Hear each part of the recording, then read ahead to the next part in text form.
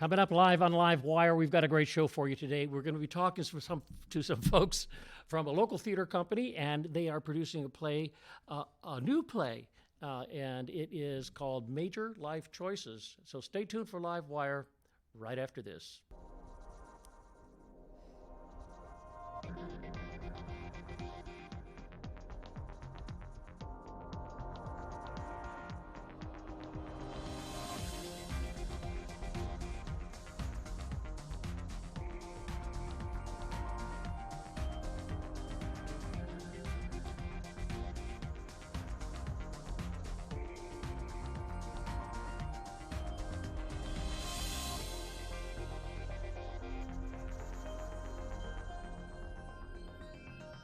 It's called the Uli Theater, and let's find out about it because I have here with me their director, Elise Hodge. Hello. Yeah, and they're wonderful. These other two people are wonderful. You are a director, and you are one of the actors in the show. Yes, sir? Yes, sir. Okay, and they are going to talk about their show, and we have a scene that from the show. Yes. But I really wanted to talk about what you do because you're like a play machine. You make plays, and there's a lot of writers that come to Yes. your theater company and work together, and they pop out these wonderful shows, and you pick this one. Yes, actually, yes, that's entirely correct.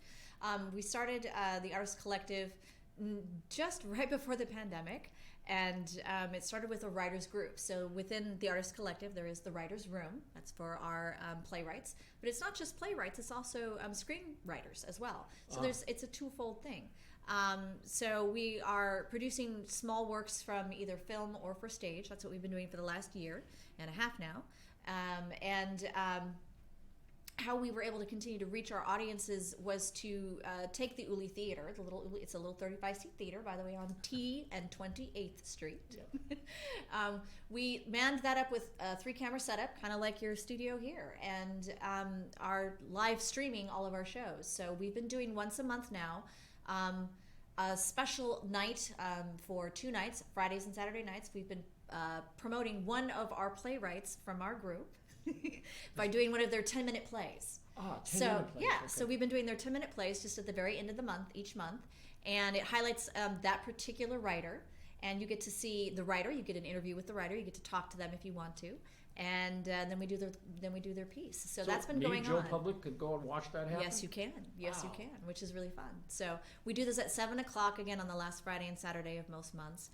Because of the holidays, though, we do have a little change up, and our next one's going to be December 3rd and 4th for Charlotte Higgins. And she wrote a piece called Mama Won't Stay Dead. Oh, yes, I know about this place. For sure, how it should. Yes, it's a really fun piece. It's going to have Maggie Upton and Georgianne Wallace starring in it, so I'm very excited for that. They're both a couple of local actors and directors. Yes, people probably know them. But that's all part of a series that we've titled Matters of Life and Death. So all these writers can put up a short piece once a month if they choose and be highlighted. And it all has to do, though, somehow with matters of life and death. So, wow. Yeah. Chloe Bronzon, you were walking down the street and you saw a theater, I think I want to do that, and you walked in there. Is that what happened? That would be a great story, but no.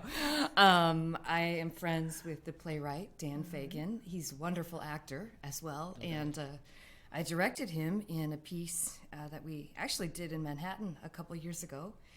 And we had both moved to Sacramento last year, and he said, "Hey, I've got a script for you to look at," and I really liked it. Oh, but you were in touch. You just didn't. We were in touch, yeah, and it turned out we and just moved back to Sacramento in the same neighborhood. So, small we have small a Broadway theater world. here, you know. I know. And a couple good restaurants. Yeah, absolutely. Absolutely. And Todd, you're from Los Angeles. Yes. I used to hear that on the radio. They're from Los Angeles. So, and you moved up here too. Yeah, So, yeah. To brighten up our great, that's good. So, what Yes. character are you playing in this? I'm playing the role of Frank Peterson, Uh-huh. the trusted husband of Nadine Peterson. Yes. Nadine. Yes, Frank, that would be me. trusted husband. Yes. Uh-oh. The word trusted does not sound very good. You don't trust me? No. Of course I trust you. We all trust Frank. We all Nothing to do love with Frank. that. So we're going to see a scene from you two then, right, Nick? Yeah. Okay, Yes. well, let's do that. So, do you work with the company as it develops plays and things like that?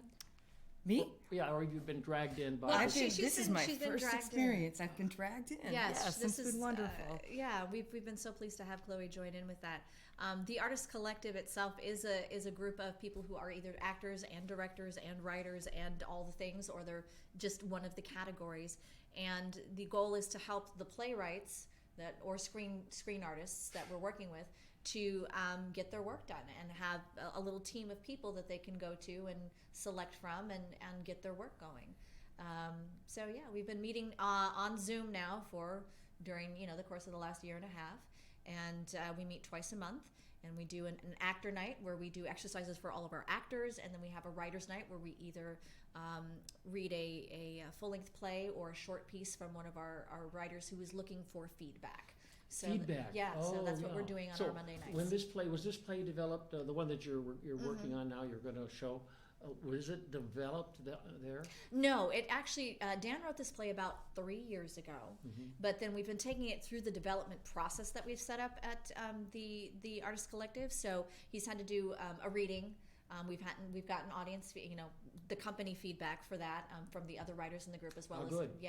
from the other company members, and then we did a little bit of workshopping with it. And now we're in the production phase and putting it on the stage. So so that's our little process. So so the changes. Does the playwright sometimes come in when you're in the production phase? Yeah, I forgot. I should have changed that line. Well, the goal for me, honestly, has always been to make sure that the writer is part of the process all the way through. So they are required to be there for rehearsals. They are required to be part of the workshopping phase. They're required to be part of the production itself. So if there are line changes, because we've had that a few times where it's like, Dan, can we please change this? Yes. Or Dan says, I don't like that. Please change that. And so we are it's meant to be a process where the writer is as involved as we can make them. Because in the end, without our writers, there aren't any stories to share. And if you're listening, folks, or seeing things on the TV, you can see how to get to see this play. Where it is, right up on your screen there. So grab a pen and write it down. Or all you can do is remember Uli, 2 O's, L-E-Y, and Uli Theater. Yes, that is and correct. Yeah. and put it on your computer, and it'll come up about the show too. I believe so. It's usually better if you I go did to. it, I did Yeah, you do. Okay. It's usually you can usually find out most of the information about all the shows that are happening through the Artist Collective with my umbrella company, which is EMH Productions. So if you go to EMH Productions, you will find all kinds of things about if you'd like to be part of the company. Yes. If you'd like to be a writer for the company, if you want to be involved as part of either behind the scenes or directing, producing, being a stage manager, any of those things, that's all inclusive with this group. So, yeah. And sir, you were walking down the street one day. How did you You said know? this pattern. We all have to stop meeting like this. You don't watch my show, do you? I was in a bit of a cocoon the past year and a half, and then I kind of came out and auditioned and just fell in love with the writing. Yeah. Yes. Oh, fell in love with the writing. That's Yeah. interesting. But that's Yeah, Dan Fagan is a fantastic playwright. Yes. Yeah. He's a hell of an Definitely. actor too. Yeah. I mean, we have some real fine stars in our town, so and we want to keep. We don't want them to go anywhere. Well, and Dan's had a very interesting career here in town. He has been on stage here quite a bit at Sacramento Theater Company, STC. He's done some shows with B Street as well as Cap Stage. And he's done shows with me many times. And so I'm just really thrilled to be able to produce. This is the second time I've been producing for him a production of a piece of his, a world premiere. And the first one was called These Lonesome Roads. It was about 5 years ago. And we won an Ellie for Best Original Script and Production. There you go. So, yeah. There you go. So So he's very, very talented. Talent and, will out. Yeah. you know, well, maybe. You have to see it. So, Yeah. so we have some pictures. I hope we can see some pictures. Let's have some. There's some slides, and I think also a little. I think You that, have a little clip. They have the clip. A little clip. Okay, let's have a look at that. I think the clip was just a little ad we did. It wasn't necessarily. anything specific from the show. It Oh, was, those pictures. Yes, that's Major life choices. And some of those people are not here. Yes, you'll see the wonderful Larry Glenn. He is Billy, the boyfriend. There is Grace Leakley, who is our daughter, Emma. And then, of course, you see Dan there, the playwright, and myself and Todd, and Chloe, our director. So, yeah, very, very excited for that. All cool. Okay, oh, they have our B-roll. Can we look at that? Yeah. If we call it B-roll, You but call it's it just a B-roll. little clip. I think it's just a little promo video. I have a secret. I have a secret. I have a secret. I ain't had a secret. I want everybody to know.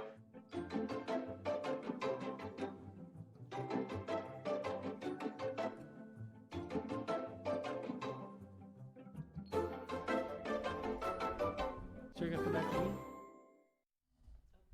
So that was a little bit from Major Life Choices, and now you're going to see two of the actors do a little scene from that, and if you can't see the beauty of this, you should go and see the play. Here we go. What's the name of the scene? Madam? What is the name of the scene? Did we name it? We did what not is- name it. what is the It scene is just about? the opening. Okay. It's the opening. It is a couple have been married 25 years. They're celebrating the 25th anniversary of, they've been together 25 years, Yeah. and the anniversary of going to their prom. And now their daughter is about to go to prom this evening, and what? We're just talking about Emma, our daughter. Yep, just talking Okay, about well, the there daughter. we go. Take it away.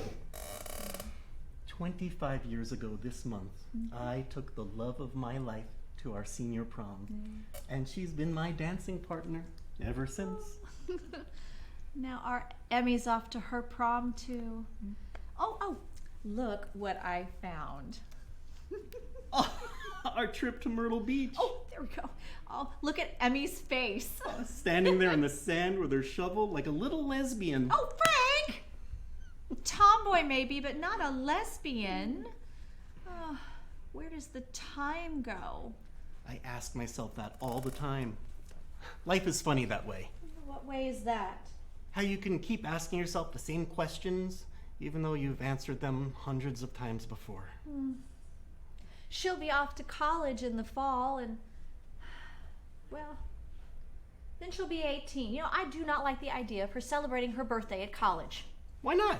Well, you know how colleges are today. They're a nonstop party from dusk till dawn with all those wild child sexed up on psychotropic substances, and it's a breeding ground for sexually transmitted diseases. We don't have to worry about Emma. Well, and it's all those socialist professors preaching open relationships and loose morals. Corinthian College is a Christian school.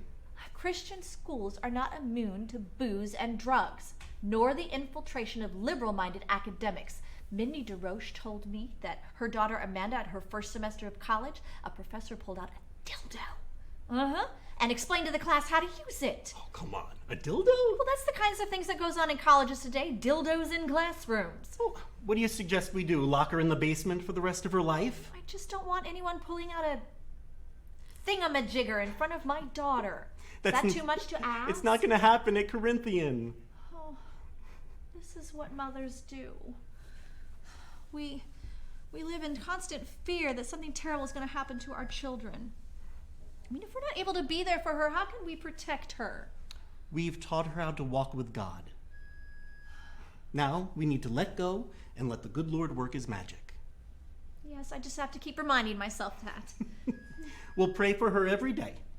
Come here, Bumblebee. Oh, bzzz. Don't sting me. No! oh, I would never sting you unless you did something to deserve it. Yeah, we've done everything right, haven't we? With Emma, I mean. I know this sounds prideful, but I think we deserve a pat on the back. Yeah. We've raised an amazing young woman, and we are so blessed. Pray with me, will you?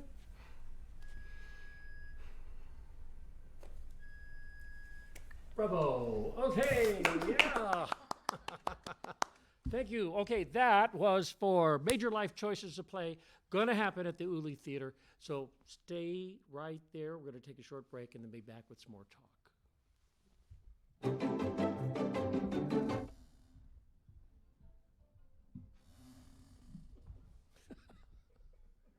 a great. I had a heart attack and a cardiac arrest and then a stroke. Your blood pressure numbers could change your life. If I would have followed a treatment plan, I would not be in this situation. Lowering your high blood pressure could save you from a heart attack or stroke. If you've stopped your treatment plan, restart it or talk to your doctor about creating one that works better for you. Start taking the right steps at manageyourbp.org. Now I'm, trying to get better, stronger than ever.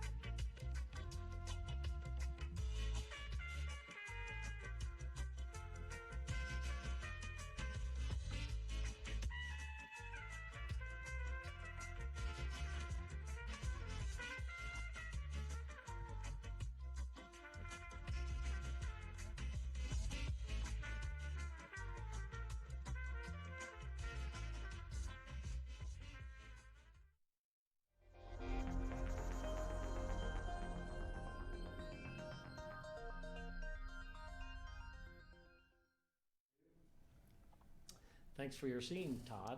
Thank you, Elise. You're welcome. It was a nice scene, and thank you for putting that together, Chloe. It's an amazing piece. I liked it very much. I can't wait to see the entire play. Yes, just a little glimpse into the family life of what goes on with Todd and Nadine, and Frank and Nadine. Sorry, we've been doing this a lot. Everybody started becoming Larry at one point. Larry Glenn is one of our co-stars, as I mentioned earlier. He plays the boyfriend of the role of Billy, and for some reason I kept calling him Larry during the play when his name is Billy, and at some point you started calling everybody Larry. So I think we've all just decided that everybody's going to share names. I'll be there at the opening, and if you get it wrong, I'll go wrong. Wrong. That's right. Hello. Yeah. It's a great idea, Larry. Yeah, thank you. Yeah. No, my name's Fred. Ray's my stage name. Oh my goodness. Oh my goodness, what a time. It is what a time. And speaking of, because we are trying not to give away, like we said, secrets of the play, but we have found that doing this play right now has been sort of interesting, because when Dan wrote this 3 years ago, the subject matter that does come up in the play was not such a hot topic. I mean, it was definitely part of the conversation socially, but right now we do have the Supreme Court talking about certain things. I know they are. And this play certainly brings up that topic. Well, I don't feel like the play is about that topic. I believe it's about this family and the dynamics between all of them, and the things they're keeping from each other, and the relationships, and why they're not working, and why they are, and the love, and the all of this is what's happening. But these things come up that really impact how they're relating to one another, and it's a really interesting time to be doing this play. I feel like it's the way it's just sort of coincided has been kind of fascinating. So it brings along that current subject matter, which is really timely. A tough one. Yeah, and it's a very tough one. I think one thing Dan, he did a lot of things really well, but one thing I love about this script is he manages to engender compassion for all of the characters. And my hope as a director is that an audience will come out of it maybe not agreeing with all of the characters, but at least understanding why they are the way they are and where they're coming from. And I think we're in an environment that is so polarized right now that I think it'll help a lot for audiences to at least try and understand it, in terms of knowing where to at least start a dialogue, have compassion for maybe a different viewpoint. I think Dan did a beautiful job with that, with these characters. I think he also managed to make it very funny, as you can see, in a pretty irreverent and sometimes bawdy way. And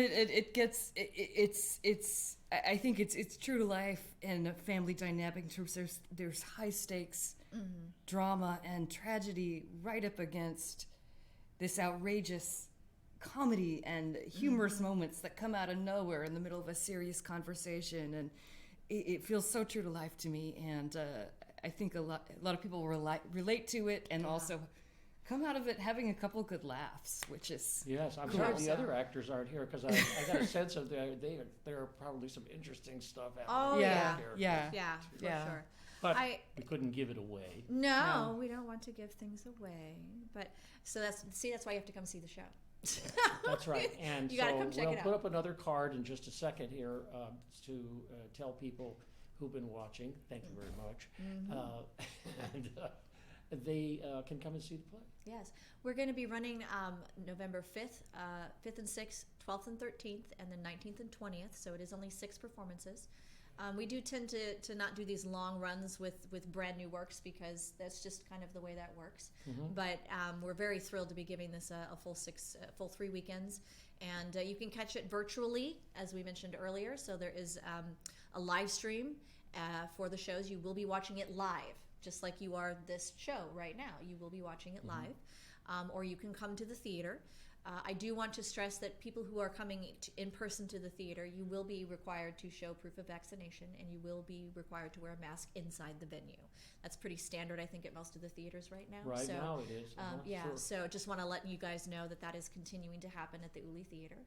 We are keeping it limited seating, so just be aware of that as well. Yeah. This is all good. Yeah. This is all good.